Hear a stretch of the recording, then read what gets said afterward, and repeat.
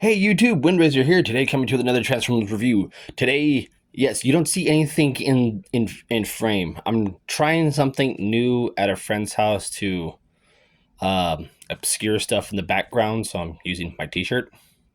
When I come over and visit them and help look after the house, I'm able to do reviews here.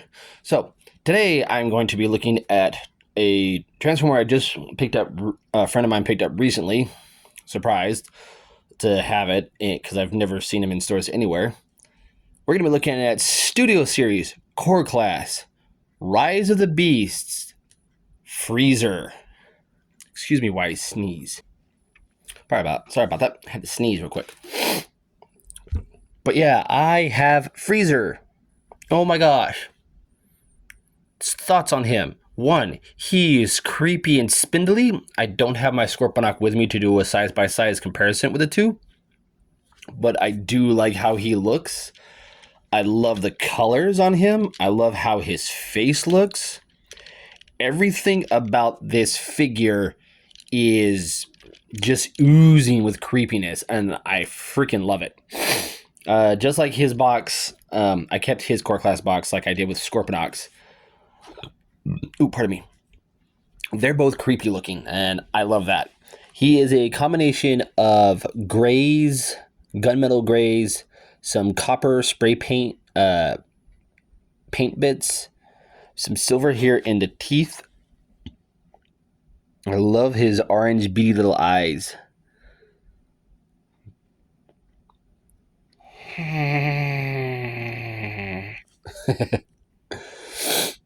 But he is very cool. I do like him. He is very posable for his size. I mean, extremely posable. Each arm is at a ball joint at its first and secondary shoulders. The elbows are on ball joints. His hips are on ball joints. The ankle bit here, this is the ankle, is on a ball joint. And then his foot is on a ball joint. So he's a very posable little dude. And I can get him in some good creepy poses. Like, just like that. Like, that's my favorite pose to have him in, of him just like running towards you, about ready to kill you and rip you to shreds. He is a cool looking core class figure. I do like him.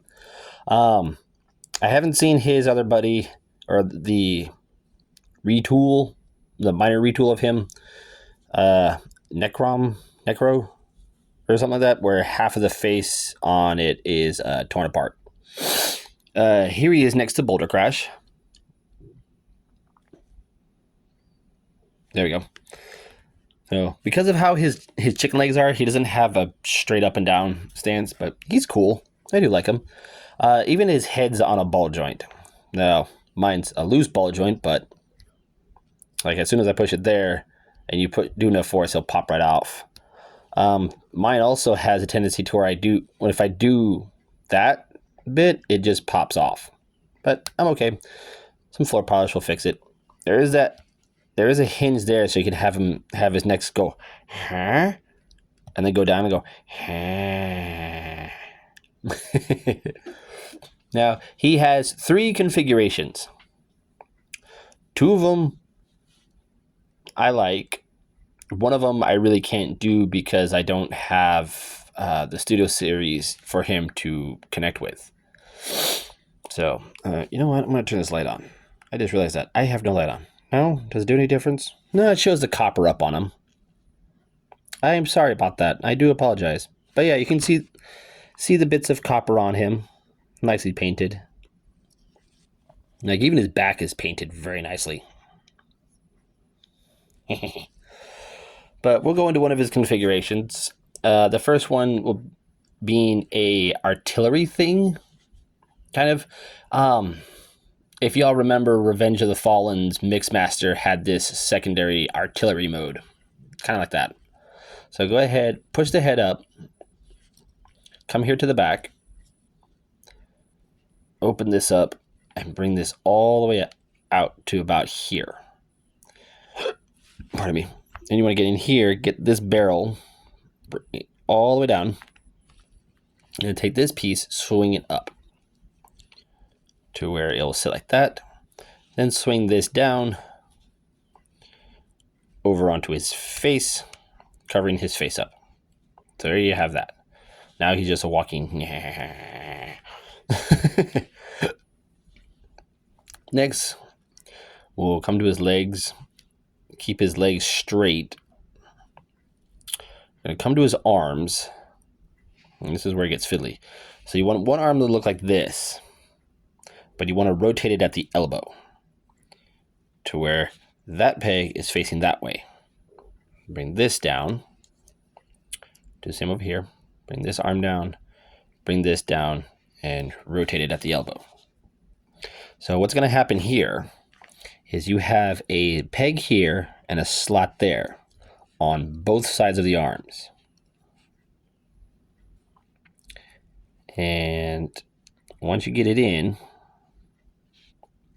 it doesn't go in securely. It just kind of like, on mine, it sits there. But once it's in, if it wants to go in, on my figure, this one's already has this piece was stressed right out the box.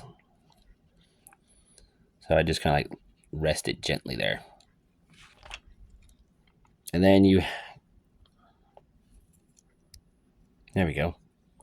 Have this artillery thing that he just turns into. And he basically just lays on his back, has a gun barrel come out, and voila. Yes, it's pointed downward, but that's because of how the joints on these things don't. There we go. It'd help if I move legs to certain degrees. Stuff will stay. But I don't bother pegging them in anymore as of right now, because all you're just doing is put these arms like that, those arms like that. He's supposed to be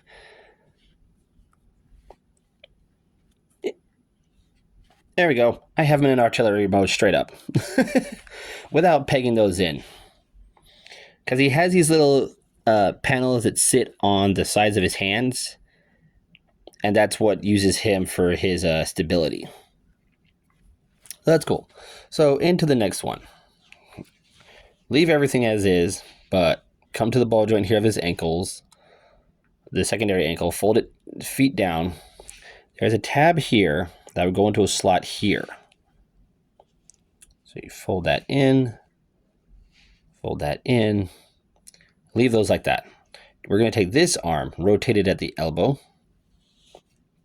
and there's a tab there, or a slot there, and a tab here. And we're going to peg that into there, like so. Come on. Like, I know how MGO feels now when a camera is recording and the transformer wants to work and then does not work. Rotate. Tab. And then you have them like this. And this is one configuration I can't do because I don't have Scourge. I haven't seen him anywhere. I haven't seen him in shelves. I've never seen him in Ross. So I'm eventually going to have to get him online. And when I do, I will show off the combination of these two. But yeah. So the next combination is we'll take this arm, swing this. Nope. Pop that back in. Swing it around. There's a slot here. And he has a tab here. And that will slot into there, like so. Do the same over here. Rotate. Pop the arm back off. Pop it back on. Tab into the slot. And we'll come under here, under his back, and there is a handle. And now he's a gun for any figure you have that can carry him. So the only one I have right now, and he's going to be my next review, is Magni's here. Just put him in his hand. And there you go. and any figure can wield him like so. Very cool. So his artillery mode, I like. His gun mode, I like more because it all stays in place. And he's just pretty much like this, jumps up, rotates, flips around, and then he's a gun. This isn't Blues compatible, sadly, so. So my final thoughts on this guy. Is he worth having? Yes, he is. If you want to complete your Terrorcons from your Rise of the Beast studio figures, I say do it. Find him, pick him up, and play with him to your heart's content. There we go. Not in my favorite pose. So, yeah, my shirt says, yeah. I'm Windrazer. This has been my review on Studio Series Core Class Terrorcon Freezer, and we'll catch you on the next review.